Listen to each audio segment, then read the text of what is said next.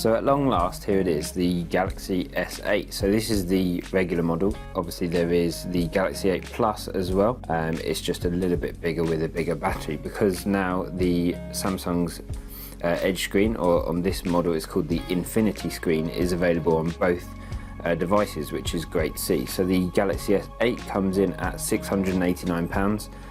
So that's a very pricey flagship phone, but that's along the lines of rivals and general price rises in tech anyway. So one of the main things you'll notice about the Galaxy S8 is that it's almost all screen, and this is one of the things which is going to be the lure in terms of buying it. So the screen size has jumped quite a bit from the Galaxy S7 up to 5.8 inches, despite only being a little bit taller than the Galaxy S7.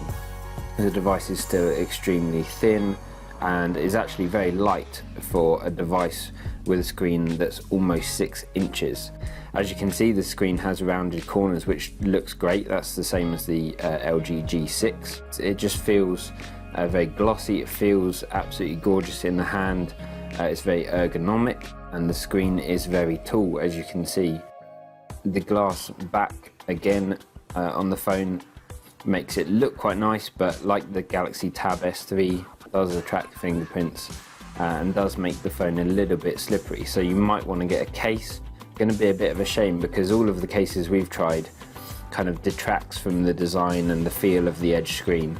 You'll notice that the usual home button and capacitive buttons either side is now gone, so we're left with on-screen buttons. Under the screen is a pressure-sensitive home button, so when something is full screen and those buttons aren't showing, you can physically push on the screen to use the home button. So that actually means also that the fingerprint scanner is now on the back, so you can see it just to the right of the camera there. And what it seems like Samsung has done is gone for more of a symmetrical, eye-pleasing design. So we've got the LED flash and heart rate monitor one side and the fingerprint scanner the other side. Now, unfortunately, if you're right-handed, which most people are, you're going to be reaching across the camera to get to that fingerprint scanner. It's also not the best shape. It's actually quite small, and it's probably our biggest gripe about the Galaxy S8. We have found that the camera lens gets grubby because you're going to end up touching it quite a lot. Samsung has supposedly improved the iris scanner, so we can hold up the phone and use the iris scanner, which will open the phone almost instantly, but as soon as we hold it slightly further down, it's going to ask us to hold the phone higher. So you have got to pick the phone up, make sure you're in good lighting, and then the iris scanner will work. So back to the screen, and we're running a Quad HD resolution, or Quad HD Plus, because of the length of the screen.